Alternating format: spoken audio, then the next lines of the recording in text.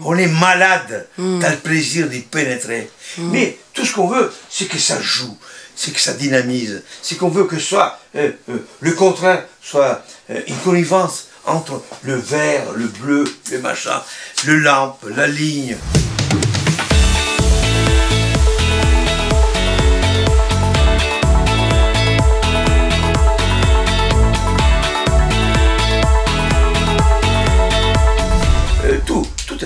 C'est la complexité de celui qui tente de se démontrer que la chose est possible.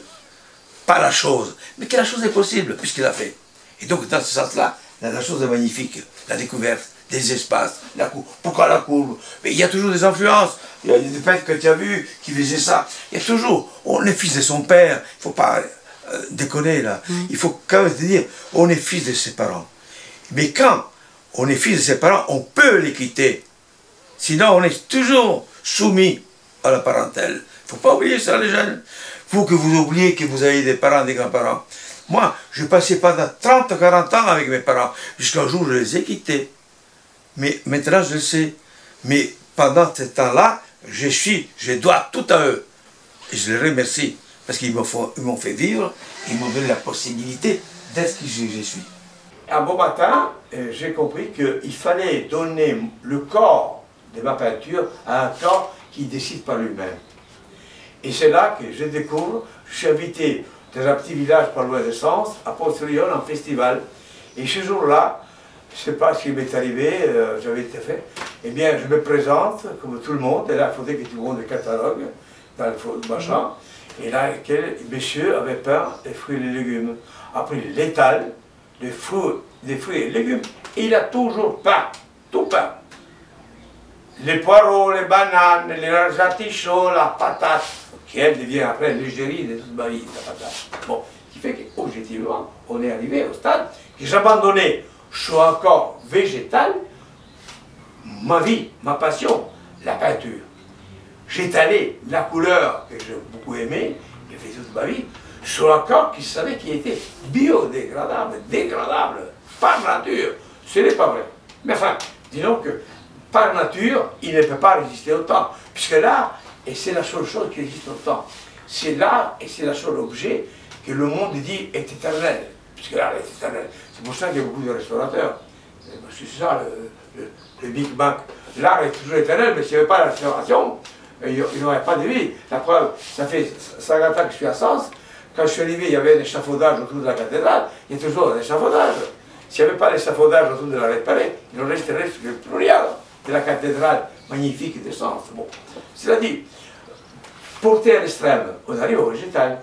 Et donc, les poireaux, par exemple, voilà, pour un poireau à projet d'art, d'autres pièces qu'il y a, il faut que j'ai confié ma nature picturale, d'artiste, au corps végétal. Il faut dire aussi que le lin, c'est quoi? Le lin, qui est la structure de toute l'étoile, c'est un végétal. Il est sec, il se maintient. Mais moi, quand je peins sur un corps végétal, style le poireau, style la pomme de terre qui après devient l'emblème magnifique de toute ma vie, ce qui fait que j'ai eu le courage d'accepter la dégradation. Mais moi, je l'ai pris non pas en tant que concept, en tant que support pictural. Parce que beaucoup de gens, à cette époque-là, trois personnes, ont utilisé aussi le végétal en tant qu'élément conceptuel du propos, mais pas en tant que moyen structuré de démontrer un dépérissement, de démontrer l'égocentrisme de la peinture, de la grandeur, du message. Là, j'étais mi-conceptuel, mais pas conceptuel. Eux, ils ont dit, on fait un tas de machins, ok. Mais s'il y a quelqu'un qui a peint, il a fait un bronze, toi, un tas en bronze, pour dire, si c'est en bronze, elle dure, si elle ne dure pas. Ça, c'est la Bible pour moi. Mais laissez le temps. Il a figé deux concepts. Le végétal qui périt et le bronze qui est éternel. Moi, pas du tout. Moi, j'ai laissé la peinture, c'est dégradé et c'est transformé selon ses lois à elle. La preuve, quand j'arrive à placer mes pommes de terre ou mes poireaux sur une toile, je ne reviens plus. personne n'a le droit à y toucher. Elle tombe pas, ça m'est égal. Un jour, il va rester enclos avec la peau, c'est l'œuvre qui résiste, mais c'est des restes, des résidus. La vie est un résidu. Elle n'est pas. Elle est bonne quand on la vit. Nous, on est bien parce qu'on passe le temps, mais d'ici 5 minutes, il n'y a plus de temps là. Il y a le temps. La preuve, les plus belles tableaux que tu as vu il y a 2 heures, ils n'existaient plus par le temps. On est en train de parler de l'éphémère. Donc, tout est fugitif. Mais la beauté du fugitif, c'est la splendeur de vivre ce temps du fugitif. Parce que le monde veut qu'on ne vit pas. On veut qu'il s'oublie le temps. Non, il faut le vivre. Mais si tu regardes la dépréciation, la perte, la perdition de l'objet, tu le vis intensement. Et c'est ça que j'essaie de montrer dans la peinture. C'est vrai aussi qu'il y a des tableaux d'époque des têtes qui ont 40 ans. Mais tu dois peu de matos, il n'existe pas. Mais l'idée est d'y montrer visiblement la déperdition, la chute de l'objet.